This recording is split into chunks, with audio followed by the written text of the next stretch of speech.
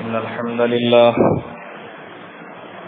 نحمده ونستعينه ونستغفره ونعوذ بالله من شرور أنفسنا ومن سيئات أعمالنا من يهده الله فلا مضل له ومن يضلل فلا هادي له وأشهد أن لا إله إلا الله وحده لا شريك له وأشهد أن محمدا عبده ورسوله يا أيها الذين آمنوا اتقوا الله حق تقاته ولا تموتن إلا وأنتم مسلمون يا أيها الناس اتقوا ربكم الذي خلقكم من نفس واحدة وخلق منها زوجها وبث منهما رجالا كثيرا ونساء واتقوا الله الذي تساءلون به والأرحام إن الله كان عليكم رقيبا يا أيها الذين آمنوا اتقوا الله وقولوا قولا سديدا يصلح لكم أعمالكم ويغفر لكم ذنوبكم ومن يطع الله ورسوله فقد فاز فوزا عظيما أما بعد فإن خير الحديث كتاب الله وخير الهدي هدي محمد صلى الله عليه وسلم وشر الأمور محدثاتها وكل محدثة بدعة وكل بدعة ضلالة وكل ضلالة في النار أعوذ بالله السميع العليم من الشيطان الرجيم بسم الله الرحمن الرحيم وتفقد الطير فقال ما لي لا أرى الهدهد أم كان من الغائبين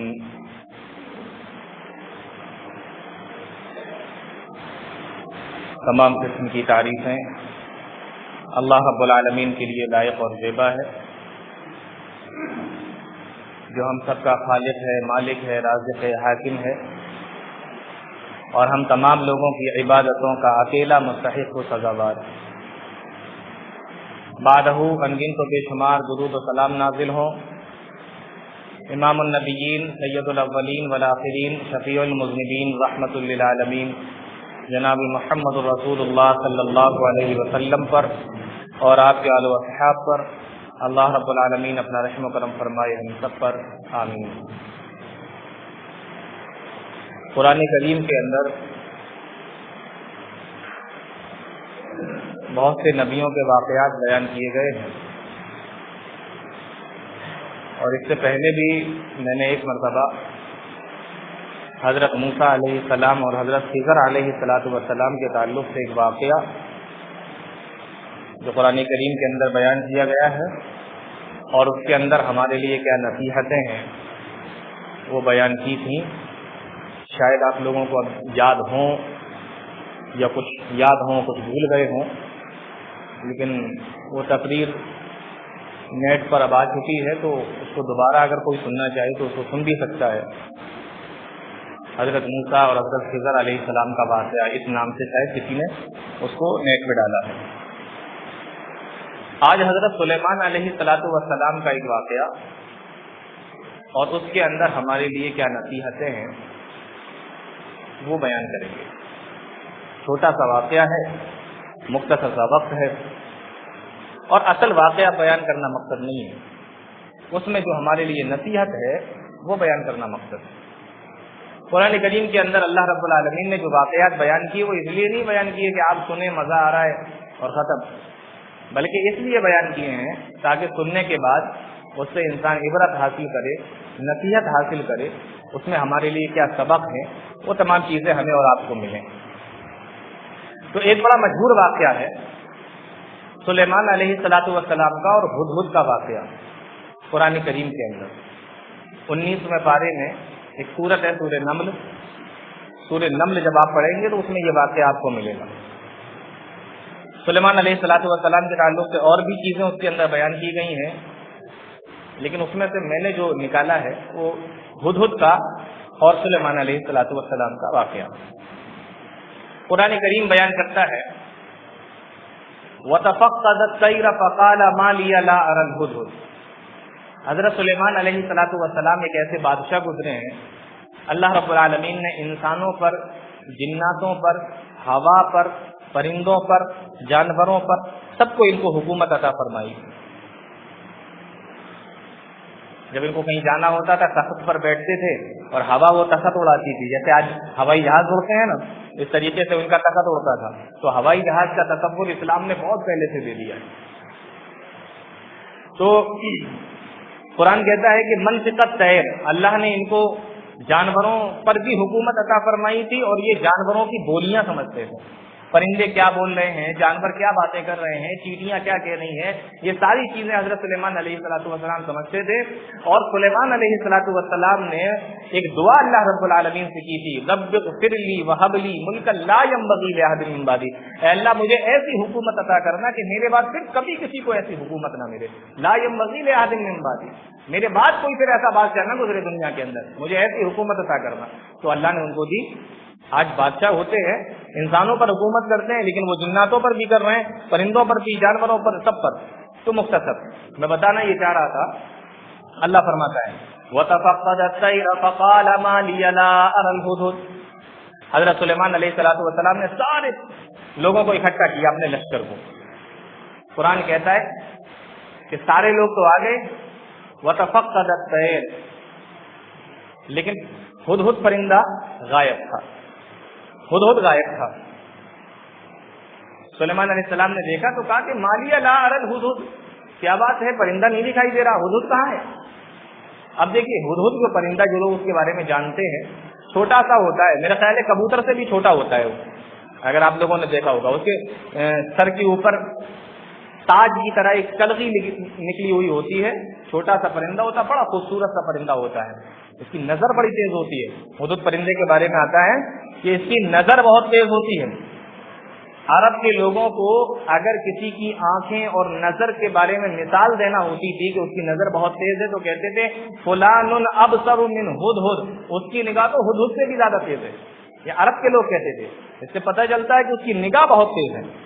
اور اللہ رب العالمین نے اس پرندے کو ایک خاصیت یہ بھی دی ہے کہ زمین کے اندر کا پانی تلاش کر لیتا ہے، پانی کس جگہ پر ہے یہ دیکھ لیتا ہے، اس زمین پر ہے یا اس طرف ہے یا اس طرف ہے، زمین کے کتنے نیچے پانی ہے یہ دیکھ لیتا ہے زمین کے اوپر ہی سے۔ سلیمان علیہ الصلوۃ والسلام اس سے یہی کام لیا کرتے تھے، لشکر لے کے جاتے تھے تو اس سے پتہ کرتے تھے کہ بتاؤ پانی کہاں ہے۔ جب یہ بتاتا تھا پانی کہاں پر ہے تو جناتوں سے کھدائی کرواتے تھے اور وہاں سے پانی نکال لیا کرتے تھے۔ اب لشکر جب اکٹھا کیا انہوں نے تو ہدہد پرندہ غائب۔ وَتَفَقَّدَ الطَّيْرَ فَقَالَ مَا لِيَ لَا أَرَى الْهُدْهُدَ۔ دیکھو یہ بادشاہ ہے سلیمان علیہ السلام، غور سے سنو، سلیمان علیہ الصلوۃ والسلام بادشاہ ہیں، اتنا چھوٹا سا پرندہ لشکر میں نہیں ہے تو اس پہ نظر ہے، چھوٹے سے پرندے پر۔ معلوم یہ ہوا کہ بادشاہ ایسا ہونا چاہیے، حاکم ایسا ہونا چاہیے جس کی نظر میں بڑے لوگ بھی رہیں، جس کی نظر میں چھوٹے لوگ بھی رہیں، جس کی نظر میں مالدار بھی رہیں، جس کی نظر میں غریب بھی رہیں۔ ایسا بادشاہ نہ ہو، ایسا حاکم نہ ہو کہ بڑوں پر تو اس کی نظر ہے، چھوٹوں کو دیکھتا تک نہیں، چھوٹوں پر اس کی کوئی نظر نہیں، چھوٹوں کی خبر گیری بھی نہیں کرتا، غریبوں کو پوچھتا تک نہیں۔ ایسا بادشاہ نہیں ہونا چاہیے، رعایا کی ایک ایک چیز کی خبر رکھنے والا ہو بادشاہ، ایسا ہونا چاہیے۔ حضرت سلیمان علیہ السلام نے اتنا چھوٹا سا پرندہ، کبوتر سے بھی چھوٹا، اور پتہ لگا لیا کہ وہ لشکر میں نہیں ہے۔ معلوم یہ ہوا کہ بادشاہ کی نظر اتنی تیز ہو اور بادشاہ کا دل اتنا بہترین ہو کہ وہ اپنے کمزور لوگوں پر بھی کا بھی خیال رکھے اور اپنے طاقتور اور بڑے لوگوں کا بھی خیال رکھے۔ اب دیکھو کیا کہتے ہیں، پرندہ نہیں دیکھا۔ فقال ما لی لا اری الہدہد، ہدہد پرندہ کہاں ہے، مجھے ہدہد پرندہ دکھائی کیوں نہیں دے رہا ہے۔ مالیا لا اری الہدہد، یہ نہیں کہا این الہدہد، ہدہد کہاں ہے یہ نہیں کہا مجھے دکھائی کیوں نہیں دے رہا ہے۔ مالیا لا اری الہدہد، وہ پرندہ مجھے دکھائی کیوں نہیں دے رہا ہے۔ معلوم یہ ہوا کہ انسان کے پاس میں جب اللہ رب العالمین نعمتیں دے اور پھر ان میں سے کوئی نعمت اسے چلی جائے تو اس کو سب سے پہلے اپنے اوپر غور کرنا چاہیے کہ مجھ سے کوئی کہیں ایسا کوئی کام تو نہیں ہو گیا جس کی وجہ سے اللہ نے وہ نعمت ہم سے چھین لی ہو۔ ہمیں دکھ نہیں رہا ہے، کہیں اللہ نے لے تو نہیں لیا، یہ نہیں کہا کہ وہ ہے نہیں، یہ کہا ہمیں نہیں دکھ رہا ہے۔ اس کا مطلب یہ ہوا کہیں ایسا تو نہیں کہ نعمت کا شکریہ ادا نہیں کر رہے ہو تو اللہ وہ نعمت چھین لے۔ اس لیے کہا کہ مجھے دکھائی نہیں دے رہا ہے. پھر بعد میں کہا ام کان من الغائبین، یا ہو سکتا ہے کہ وہ غائب ہو. تو پہلے اپنے اوپر غور کیا، کہیں ایسا تو نہیں میرے کسی عمل کی وجہ سے اللہ نے وہ نعمت ہم سے چھین لی کہ اب ہدہد پرندہ یہاں سے غائب ہو گیا. فقال ما لی لا اری الہدہد، تو اگر کوئی نعمت چلی جائے تو سب سے پہلے اپنے اوپر غور کرنا چاہیے کہ میرے عمل کی وجہ سے تو کہیں وہ نعمت ہم سے چھین نہیں گئی ہو. ام کان من الغائبین، یا وہ واقعی غائب ہو گیا ہے. اب آگے دیکھیے اللہ کہتا ہے لو عذبنہ عذابا شدیدا او لأذبحنہ او لیاتینی بسلطان مبین.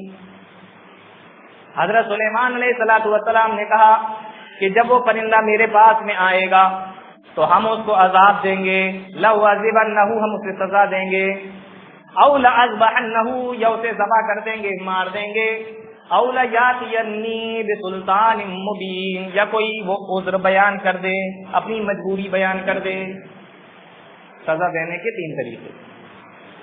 کوئی بھی بادشاہ، جج، حاکم، سزا دینے کے 3 طریقے. پہلا طریقہ تو یہ ہے لو عذبنہ عذابا شدیدا، غلطی کی ہے اس کی سزا ملے گی. اور کبھی کبھی ایسا ہوتا ہے کہ غلطی اتنی بڑی ہوتی ہے کہ سزا سے کام نہیں چلتا، سزائے موت دینا پڑتی ہے. سزائے موت دینا پڑتی ہے. کبھی کبھی غلطی اتنی بڑی ہوتی ہے. تو دوسرے نمبر پہ دیکھیے سزائے موت. لو عذبنہ، یا تو سزا دے کر چھوڑ دیا جائے گا. او لأذبحنہ، یا ذبح کر دیا جائے گا، یعنی سزائے موت دے دی جائے گی. او لیاتینی بسلطان مبین، یا کوئی وہ عذر اپنا بیان کر دے، مجبوری بیان کر دے. یہ تیسرا جملہ بتا رہا ہے قرآن کا کہ اگر کبھی کسی کو پکڑ لیا جائے تو ڈائریکٹ سزا نہ دی جائے، سزائے موت نہ دے دی جائے، بلکہ اس کو موقع دیا جائے کہ وہ اپنی مجبوری بیان کر سکے، اپنی صفائی بیان کر سکے کہ مجھے کیا دقت ہے. او لیاتینی بسلطان مبین، کوئی بہانہ، کوئی عذر، کوئی مجبوری وہ ہمیں بیان کرے گا لا کر. ہو سکتا ہے کہ وہ مجبوری اس کی ایسی ہو کہ ہم اسے چھوڑ دیں، سزا دینے کا اس کو حق ہی نہ ہو ہمیں. تو ایسے ہی نہیں کہ سزا دے دی، پہلے اس کی بات سنو. او لیاتینی بسلطان مبین، یا وہ اپنی صفائی بیان کرے کہ میں کس وجہ سے یہاں سے غیر حاضر ہوا تھا. بات سمجھ میں آ رہی ہے؟ اس واقعے کے ذریعے سے کتنی چیزیں ہمیں معلوم ہو رہی ہیں. اب دیکھو کیا ہوتا ہے. قرآن کہتا ہے فَمَكَثَ غَيْرَ بَعِيدٍ، بس تھوڑی دیر گزری.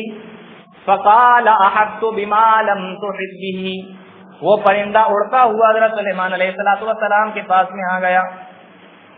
اور جب سلیمان علیہ السلام کے پاس میں آیا، سلیمان علیہ السلام نے اس سے پوچھا تم کہاں تھے؟ تو جواب دے رہا ہے احطت بما لم تحط به، میں ایک ایسی چیز کی جانکاری لے کر آ رہا ہوں، میں ایک ایسی خبر لے کر آ رہا ہوں. احطت بما لم تحط به، جس کے بارے میں تمہیں بھی جانکاری نہیں ہے، تمہیں بھی علم نہیں ہے. معلوم یہ ہوا اس جملے سے، احطت بما لم تحط به سے، کہ انبیاء کو غیب کا علم نہیں ہوتا. تبھی تو وہ پرندہ کہہ رہا ہے، اور کتنی کانفیڈنس کے ساتھ میں کہہ رہا ہے. فقال احطت بما لم تحط به، میں ایسی خبر لے کر آ رہا ہوں جس کے بارے میں تمہیں بھی جانکاری نہیں ہے. معلوم یہ ہوا کہ انبیاء کو غیب کا علم نہیں ہوتا. اللہ جتنی باتیں بتا دیتا ہے اتنی ہی باتیں انبیاء کرام کو معلوم ہوتی ہیں. اچھا کون سی خبر لے کر آ رہا ہے؟ اچھا ایک چیز اور دیکھیے، بہت سارے لوگ یہ کہتے ہیں کہ نبیوں کا مقام کم ہوتا ہے، ولیوں کا زیادہ ہوتا ہے. کہتے ہیں انبیاء کو اتنی باتیں معلوم رہتی ہیں جتنا اللہ بتا دیتا ہے، لیکن اولیاء کو تو ایکسٹرا چیزیں معلوم ہوتی ہیں.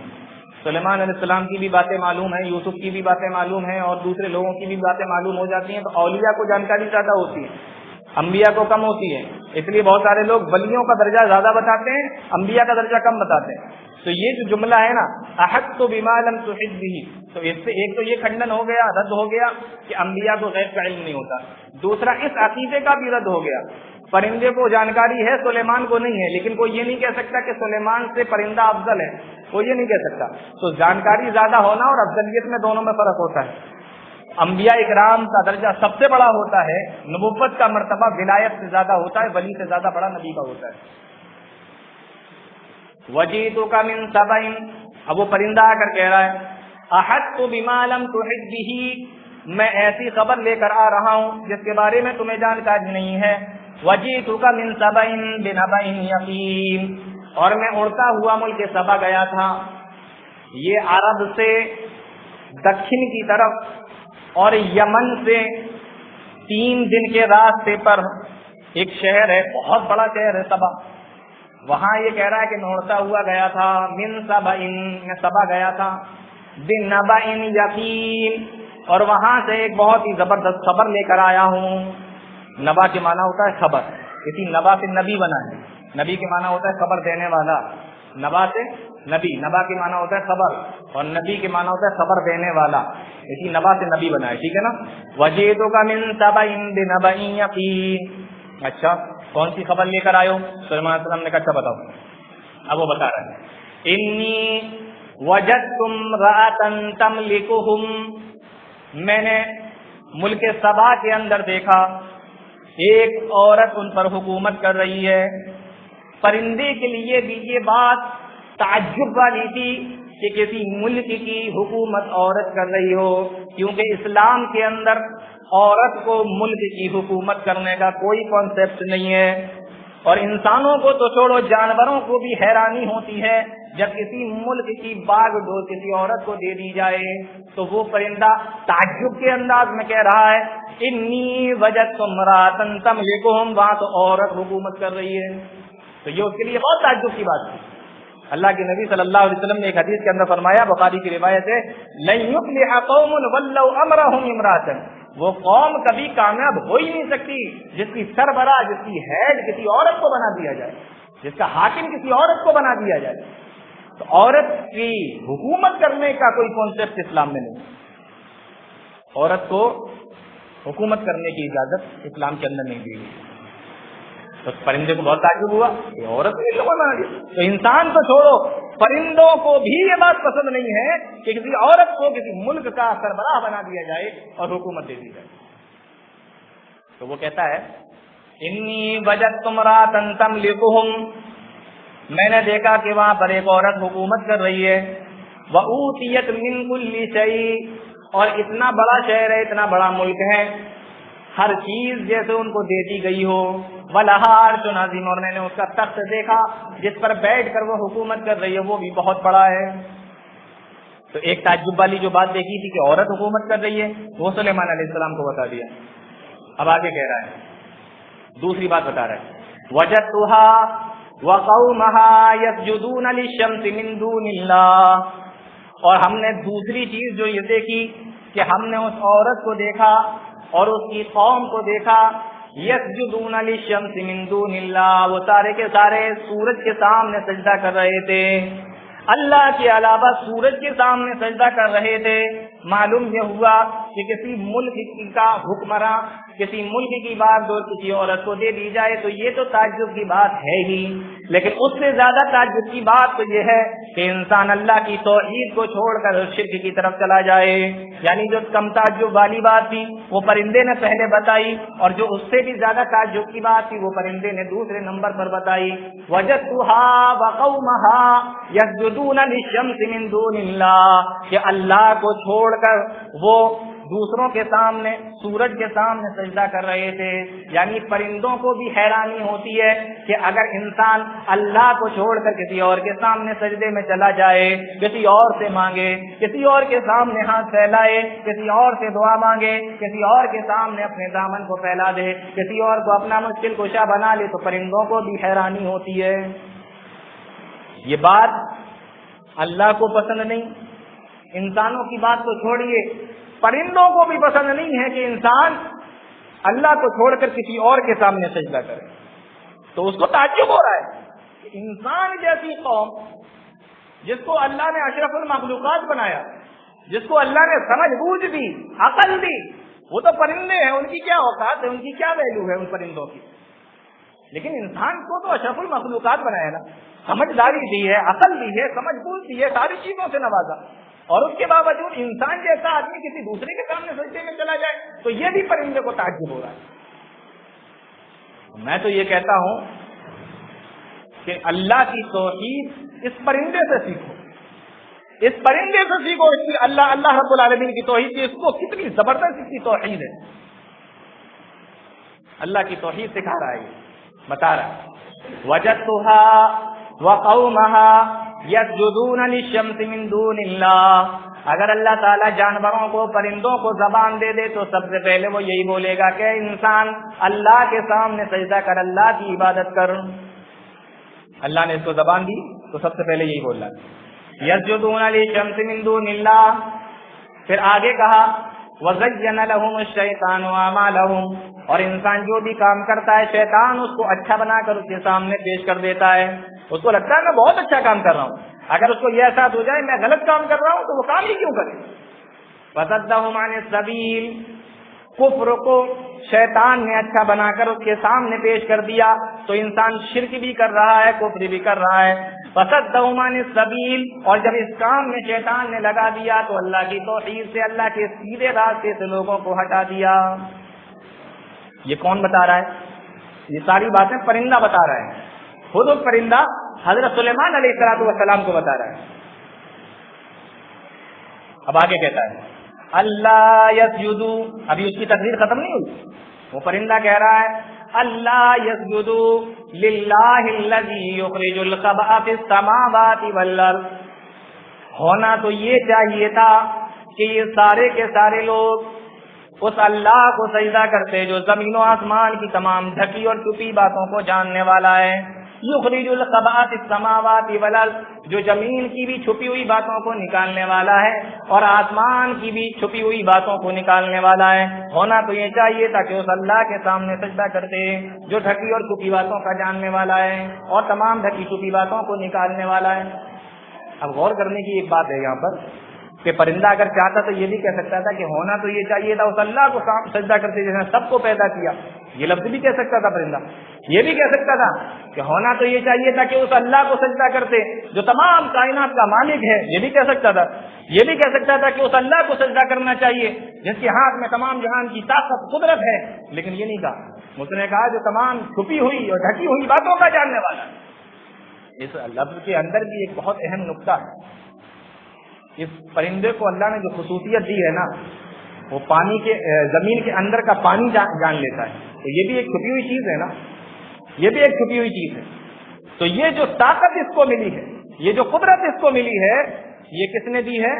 یہ اس نے دی ہے جو زمین آسمان کی تمام چھپی ہوئی اور ڈھکی ہوئی باتوں کا جاننے والا ہے۔ یہ بتانا چاہ رہا ہے کہ میرے اندر جو خصوصیت ہے وہ بھی اسی کی دی ہوئی۔ اور آگے کہتا ہے وَيَعْلَمُ مَا تُخْفُونَ وَمَا تُعْلِنُونَ، اور جو بھی تم چھپاتے ہو یا تم جو بھی ظاہر کرتے ہو اس کا بھی جاننے والا ہے، یعنی تم جو نیکیاں کرتے ہو اللہ اس کو بھی جانتا ہے، اور جو تم گناہ کرتے ہو چاہے سامنے سے کرو یا چھپا کر کرو اللہ اس کو بھی جانتا ہے۔ اور آخر میں کہتا ہے اللہ لا الہ الا هو رب العرش العظیم، وہی اللہ ہے، اس کے علاوہ کوئی عبادت کے لائق نہیں ہے، لا الہ الا هو رب العرش العظیم، اور وہ بہت بڑے عرش کا مالک ہے، بہت ہی عظیم عرش کا رب ہے، بہت ہی عظیم عرش کا مالک ہے۔ یہاں پہ جا کے ان کی بات، کس کی بات ختم ہوئی؟ حدود کی۔ سلیمان علیہ السلام کو بتا رہا ہے کہ میں کیا دیکھ کے آیا ہوں، تو جو دیکھ کے آیا وہ بتایا، اور اس کے ساتھ میں اللہ کی توحید بھی بیان کر رہا ہے۔ اب اس سے زیادہ اور بڑی بات کیا ہو سکتی ہے کہ پرندوں کو اللہ کی توحید معلوم ہے لیکن ہم اللہ کی توحید کو ماننے کے لیے تیار نہیں۔ اور عرش کا ذکر کیا، اس اللہ کی عبادت کرو جس کے علاوہ کوئی عبادت کے لائق نہیں، اور وہ عرش عظیم کا رب ہے۔ اب سوال یہ ہے کہ اللہ تو تمام چیزوں کا رب ہے، تو عرش کا ذکر کرنے کی کیا ضرورت ہے؟ عرش کا ذکر کرنے کی ضرورت اس لیے پڑی کیونکہ جب اس نے ملکہ سبا، جس کو بلقیس کے نام سے مشہور کیا جاتا ہے، ملکہ سبا کا ذکر کیا تھا سلیمان علیہ السلام کے سامنے، تب اس نے یہی کہا تھا کہ اس کو اللہ نے تمام چیزوں سے نواز رکھا ہے، اور وَلَهَا عَرْشٌ عَظِيمٌ، اور اس کا عرش یعنی اس کا تخت بہت بڑا ہے۔ تو بلقیس کے تخت کا ذکر کرنے کے بعد پھر اللہ کے بھی تخت کا اس نے ذکر کیا کہ اس کا جو تخت ہے وہ کوئی اہمیت نہیں رکھتا، کوئی ویلو نہیں رکھتا، اللہ کا جو تخت ہے وہ سب سے زیادہ بڑا ہے۔ اور آپ کو شاید یہ بات معلوم ہوگی، اللہ کی مخلوق میں، یاد کر لیجیے اگر نہیں معلوم ہو، اللہ کی مخلوق میں اللہ نے جتنی چیزیں پیدا کی، زمین آسمان یہ وغیرہ وغیرہ، جتنی بھی چیزیں اللہ نے پیدا کی، پہاڑ انسان جنات جو بھی، اس میں اللہ کی جو سب سے بڑی مخلوق ہے وہ عرش ہے. جی اس کو یاد کر لیں, اللہ کی سب سے بڑی مخلوق جو ہے وہ عرش ہے. اس کے بعد سب اس سے چھوٹی ہیں, چاہے زمین ہو, چاہے آسمان ہو, سمندر ہو, جو بھی ہو, اس سے چھوٹے ہیں. عرش سے بڑی اللہ کی کوئی مخلوق نہیں, سب سے بڑی اللہ کی مخلوق عرش ہے. تو اس نے ذکر کر دیا. سلیمان علیہ السلام کے سامنے اس کی تقریر ختم ہوئی. اب سلیمان علیہ السلام کا جواب سن. میں اختصار سے بتا رہا ہوں, مجھے معلوم ہے وقت کی بڑی کمی ہے. سلیمان علیہ السلام نے کہا قال سننظر اصدقت ام كنت من الكاذبین. اچھا ٹھیک ہے, ہم دیکھیں گے کہ تو سچ بول رہا ہے یا جھوٹ بول رہا ہے. ہم دیکھیں گے کہ تم اتنی دیر سے تقریر کر رہے ہو, سنا رہے ہو, تم سچ بول رہے ہو یا جھوٹ بول رہے ہو. اس آیت سے معلوم یہ ہوا کہ اگر کبھی کسی کا مقدمہ آئے, دیکھو پہلے میں نے کیا بتایا تھا کہ فوراً سزا نہیں دینا چاہیے, پہلے سننا چاہیے. اب اس نے سنا دیا کہ ہم کیوں باہر گئے تھے اور کیا دیکھ کے آئے ہیں, ہم کیوں غائب تھے, اس نے سب بتا دیا. اب اس نے بتا دیا, مان لیجیے کہ آنے والے نے بتا دیا, تو اب کیا کرنا ہے. قال سننظر اصدقت ام كنت من الكاذبین. ہم دیکھیں گے, غور کریں گے کہ تو سچ بول رہا ہے یا جھوٹ بول رہا ہے. معلوم یہ ہوا کہ جو صفائی دینے والا ہے, جو بیان کرنے والا ہے, اس کی باتوں کو سن کر یقین نہیں کرنا ہے, بلکہ اس کے اوپر غور کر کے بھی دیکھنا ہے کہ یہ سچ بول رہا ہے یا جھوٹ بول رہا ہے. صرف باتیں سننے کے بعد میں فیصلہ نہیں کرنا ہے, بلکہ اس نے جو باتیں بولی ہیں اس کی بھی یقین کرنا ہے کہ یہ سچ بول رہا ہے یا جھوٹ بول رہا ہے, اس کی بھی تحقیق کرنا ہے. ایسی فیصلہ نہ کر دو. ہو سکتا ہے کہ آنے والا چرب زبان ہو, بولنے میں ماہر ہو, اور باتیں بنا بنا کے وہ آپ سے اپنی بات منوا لے, بعد میں پتہ چلے کہ وہ تو جھوٹ بول رہا تھا. اس لیے واقعہ میں یہ بھی بتا رہا ہے کہ سیدھے سزا نہ سنا دو, بلکہ اس کو صفائی کا موقع دو, اور جب وہ صفائی اپنی بیان کر دے تو فوراً یقین نہ کر لو, بلکہ اس کی تحقیق کر لیا کرو. سننظر اصدقت ام كنت من الكاذبین. ہم غور کریں گے تو سچ بول رہا ہے یا جھوٹ بول رہا ہے. تو اب انہوں نے کیسے چیک کیا, ایک خط لکھا اذهب بکتابی ھذا فألقه الیہم ثم تول عنہم. یہ خط لے کر جاؤ. خط لکھ لیا, تم جس کا نام بتا رہا نا, وہاں گئے تھے, ایسا بادشاہ, ایسی عورت اور وہ حکومت, ہاں یہ خط لے کر جاؤ میرا, وہاں پہنچا کے آؤ. اذهب بکتابی ھذا, یہ کتاب لے کر جاؤ, یہ خط لے کر جاؤ. معلوم یہ ہوا کہ انسان اگر کسی کے سامنے بول دے یا کسی کو لکھ کر دے دے, دونوں کی ایک ہی ویلو ہوتی ہے. جتنی اہمیت بولنے کی ہے اتنی اہمیت لکھنے کی ہے. آپ بول کر بھی یہ نہیں کہہ سکتے کہ میں نے نہیں بولا, اور آپ لکھنے کے بعد بھی مکر نہیں سکتے کہ میں نے نہیں لکھا. آپ نے اگر کوئی بات بول کر کہہ دی یا آپ نے لکھ کر دے دی, دونوں کی ایک ہی بات ہے. آپ یہ نہیں کہہ سکتے میں نے تو لکھا تھا, بولا تو نہیں تھا, یہ نہیں کہہ سکتے آپ. دونوں کی ایک ہی ویلو ہے, آپ لکھ کر دے دو یا بول کر دے دو. سلیمان علیہ الصلوۃ والسلام اذهب بکتابی, میرا یہ خط لے کر جاؤ, فألق الیہم, اور اس کے پاس میں یہ خط جا کر دے دینا, ڈال دینا اس حکمراں, اس حکومت کرنے والی عورت کے پاس. اور دیکھو آگے کیا بیان فرمایا جا رہا ہے, ثم تول عنہم. جب خط اس کے پاس میں ڈال دو, جب خط اس کے پاس میں دے دو تو تم تھوڑا سا الگ ہٹ کر کھڑے ہو جانا. یہ جملہ بتا رہا ہے کہ اگر کوئی آدمی کسی کو کام سے بلائے یا کوئی کسی کے پاس میں کام سے آئے تو اسے سر پر سوار نہیں ہو جانا چاہیے. کبھی کبھی ایسا ہوتا ہے, سر پہ ہی کھڑے, ایک آدمی یہ بیٹھا دوسرا وہیں اس کی سر پہ ہی کھڑا ہوا ہے, اس سے جھنجھلاہٹ محسوس ہوتی ہے کبھی کبھی. اور یہ مجلس کی ادب کے خلاف بھی مانا جاتا ہے. یہاں تک کہ اگر آپ کسی کو پانی بھی پلا رہے ہیں, پانی دینے کے بعد آپ اس کے اور اپنے بیچ میں تھوڑا اسپیس چھوڑیے, تھوڑی جگہ چھوڑیے, تھوڑا سائڈ میں کھڑے ہوئیے. یہ ادب ہے, اور آپ سر پر سوار ہو جاؤ گے, یہ ادب کے خلاف ہے. تو اس پرندے کو بھی بتایا جا رہا ہے ثم تول عنہم, دے کر سر پہ سوار مت ہو جانا, تھوڑا کھڑے ہونا, لیکن تھوڑا دور ہٹ کر کھڑے ہونا. فانظر ماذا یرجو, اور دیکھتے رہنا وہ کیا کہہ رہی ہے. یہ خط لے کر گئے, خط جا کے اس کو دے دیا اس عورت کو. اب آخری بات بتاتا ہوں. خط دے دیا, اس نے خط پڑھا. خط پڑھنے کے بعد میں اس نے سب لوگوں کو اکٹھا کیا اپنی حکومت کے, اور حکومت کے لوگوں کو اکٹھا کرنے کے بعد کہتی ہے, جو اس کے سردار تھے اور جو منتری تھے, اس کی منتری منڈل کے جتنے بھی لوگ تھے سب کو اکٹھا کیا. اکٹھا کرنے کے بعد کہتی ہے قالت یا ایھا الملأ انی القی الی کتاب کریم, ایک بہت ہی عظیم, بہت ہی بہترین خط میرے پاس میں آیا ہے. इन्नहु मिन सुलेमान, ये सुलेमान की तरफ से है, व इन्नहु बिस्मिल्लाहिर रहमानिर रहीम, और इस खत की शुरुआत बिस्मिल्लाहिर रहमानिर रहीम से कही गई है। बिस्मिल्लाहिर रहमानिर रहीम से ये खत शुरू हुआ है। मालूम ये हुआ कि खत लिखने वाले को खत में अपना नाम लिख देना चाहिए, ताकि पढ़ने वाले को दिक्कत ना हो, परेशानी ना हो कि पता नहीं ये पर्चा ये खत कहाँ से आया है, तो नाम उसमें लिख दो। अल्लाह के नबी सल्लल्लाहु अलैहि वसल्लम जब बादशाहों के नाम खत लिखा करते थे ना, तो अपना नाम लिख दिया करते थे। आप बुखारी उठाकर देखिए, आपको मिलेगा उसके अंदर कि अल्लाह के नबी ने जिसके पास भी खत लिखा सल्लल्लाहु अलैहि वसल्लम, तो उन्होंने जो है खत के अंदर आपने अपना नाम जरूर लिखा, मिन मोहम्मद रसूलिल्लाह, ये अल्लाह के रसूल मोहम्मद सल्लल्लाहु अलैहि वसल्लम की तरफ से। तो खत में अपना नाम लिख दो और शुरुआत कहाँ से करो, बिस्मिल्लाहिर रहमानिर रहीम। मालूम यह हुआ कि अपने हर काम की शुरुआत बिस्मिल्लाहिर रहमानिर रहीम से करना चाहिए। अब यहाँ एक मसला ये जान लीजिए कि अगर पढ़ना है या लिखना है तो बिस्मिल्लाहिर रहमानिर रहीम, और अगर कोई काम करना है तो सिर्फ बिस्मिल्लाह। मान लीजिए खाना खाना है, कहीं जाना है, उठना है, बैठना है, या कुछ काम, ये इस तरीके के जितने भी मामला हैं, वुजू बनाना है या और इस तरीके की चीजें, उसमें सिर्फ बिस्मिल्लाह करना है। बाकी अगर आप नमाज में हैं या कुरान शरीफ पढ़ने जा रहे हैं या कुछ कहीं पर लिख रहे हैं, तो वहां पर आप पूरा बिस्मिल्लाहिर रहमानिर रहीम लिख दीजिए। तो कहा कि इस खत की शुरुआत बिस्मिल्लाहिर रहमानिर रहीम। अब यहाँ पर एक मसला ये भी मालूम हुआ कि आप किसी गैर मुस्लिम के पास खतो किताबत भी कर सकते हैं, उसको इस्लाम का पैगाम भी पहुंचा सकते हैं, और उस इस्लाम के पैगाम पहुंचाने में आप बिस्मिल्लाहिर रहमानिर रहीम भी लिख सकते हैं और कुरान करीम की आयतें वगैरह भी लिख सकते हैं। इस्लाम के अंदर कोई ममानियत नहीं है। बहुत सारे लोग क्या करते हैं, कहते हैं कि बेअदबी हो जाएगी, इसलिए बिस्मिल्लाह की जगह पर 786 लिख देते हैं। ये इस्लाम के खिलाफ है, प्यारे नबी सल्लल्लाहु अलैहि वसल्लम के तरीके के खिलाफ है, हज़रत सुलेमान अलैहिस्सलाम के तरीके के खिलाफ है। बिस्मिल्लाहिर रहमानिर रहीम उन्होंने लिख कर भेजा। मालूम था कि ये सूरज की पूजा करने वाली, सूरज की आगे झुकने वाली और की इबादत करने वाली कौम, तो बिस्मिल्लाहिर रहमानिर रहीम, ठीक है ना। अच्छा, बिस्मिल्लाहिर रहमानिर रहीम पहुंच गया, वहां खत पहुंच गया, उसमें बिस्मिल्लाहिर रहमानिर रहीम। अब एक सवाल पैदा होता है कि सुलेमान अलैहिस्सलाम ने अपना नाम तो लिखा, लेकिन बिस्मिल्लाहिर रहमानिर रहीम क्यों लिखा?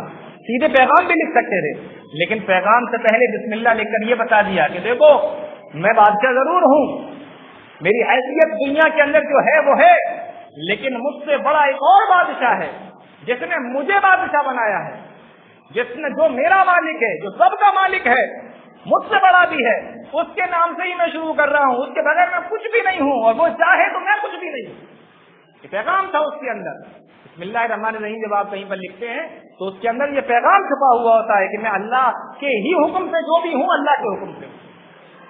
और आगे रहमान रहीम का ये दो जुमले बता रहे हैं कि वो रहमान है और रहीम है, इसलिए तुम्हारे गुनाहों पर पकड़ नहीं कर रहा है, वरना वो जब चाहे अजाब दे सकता है, सजा दे सकता है, लेकिन सजा इसलिए नहीं दे रहा है क्योंकि वो रहमान है, वो रहीम है। और एक आखिरी बात, जो आखिरी आयत इस वाक़े की है, और आगे लिखा हुआ था बिस्मिल्लाहिर रहमानिर रहीम के बाद, मालूम है कितना लिखा हुआ था? बहुत लंबा चौड़ा खत नहीं था, एक लाइन, एक उंगली में के बराबर की भी लाइन नहीं थी, सिर्फ इतना लिखा हुआ था खत में, नाम के बाद बिस्मिल्लाह, और बिस्मिल्लाह के बाद जो पैगाम था वो ये लिखा हुआ था, अल्लाह तालू अलैया वातूनी मुस्लिमीन, मुझसे मुकाबला न करो, अल्लाह तालू अलैया, मुझसे मुकाबला न करो, वातूनी मुस्लिमीन, और मुसलमान होकर मेरे पास में चले आओ, फरमाबरदार होकर मेरे पास में चले आओ। ये दो जुमले लिखे हुए थे, लेकिन हकीकत अगर आप गौर करें इस खत पर,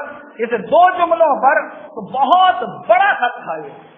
इस दो जुमलों के अंदर बता दिया गया कि अल्लाह तालू अलैया वातूनी मुस्लिमीन, मुझसे मुकाबला मत करो, यानी मैं तुमसे बड़ा बादशाह हूँ, मुझसे मुकाबला नहीं कर सकते, और तुम अपनी शानो शौकत को दिखा रहे हो, ये शानो शौकत मेरे सामने किसी लायक नहीं, किसी काम की नहीं है। अल्लाह तालू अलैया, तो अपनी शानो शौकत भी दिखा दी उसी इस जुमले में, और उसकी शानो शौकत को कम भी कर दिया इसी एक जुमले में, और वातूनी मुस्लिमीन कहकर ये बता दिया गया कि अल्लाह के फरमा बरदार बन जाओ।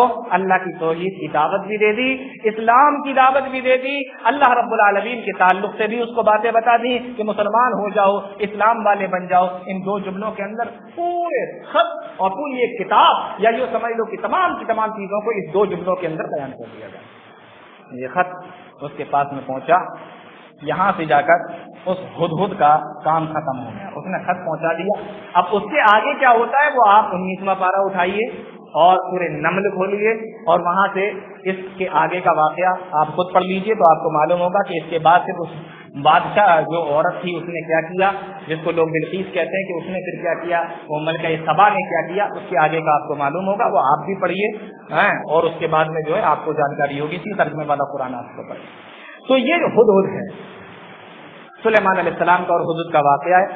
توحید اس کے اندر اس نے ہدہد نے بیان کی، اور آپ غور کریں، اسی لیے اللہ کے نبی صلی اللہ علیہ وسلم کی ایک حدیث ہے، ابو داؤد کی روایت ہے، پیاری نبی صلی اللہ علیہ وسلم نے 4 جانوروں کو قتل کرنے سے منع کیا ہے، 4 جانوروں کو قتل کرنے سے منع کیا ہے، اس میں سے ایک چیٹی ہے، ایک شہد کی مکھی ہے، النملۃ والنحلۃ والہدہد والسراد، تاکہ نبی فرماتے ہیں کہ چیٹی کو مت مارو، تو چیٹی مارنے سے منع کیا ہے، شہد کی مکھی کو اللہ کے نبی صلی اللہ علیہ وسلم نے مارنے سے منع کیا، اور تیسرے نمبر پر کون سا پرندہ ہے، ہدہد، اور پیارے نبی صلی اللہ علیہ وسلم نے ہدہد پرندے کو بھی مارنے سے منع کیا ہے، والسراد، اور ایک پرندہ اس کو لٹورا کہتے ہیں، اب کون سا پرندہ ہوتا ہے میں بھی بہت اچھے سے نہیں جانتا ہوں، اب اس کو سرچ ورچ کریں گے کہیں نیٹ پہ تو سمجھ میں آ جائے گا، والسراد، ایک لٹورا نام کا ایک پرندہ ہوتا ہے، وہ بھی اللہ کے نبی صلی اللہ علیہ وسلم نے مارنے سے منع فرمایا ہے۔ تو یہ سلیمان علیہ السلام کا اور ہدہد کا واقعہ تو بڑا مختصر ہے، لیکن اس کے اندر نصیحتیں ہمارے لیے اور آپ کے لیے بہت زیادہ ہے۔ اللہ تعالیٰ ہم تمام لوگوں کو نیک عمل کی توفیق دے، قرآن و حدیث کو سمجھنے کی، اس کو چلنے کی توفیق عطا فرمائے، آمین تقبل یا رب العالمین۔ اقول قولی ھذا استغفر اللہ لی ولکم ولسائر المسلمین فاستغفروہ انہ هو الغفور الرحیم۔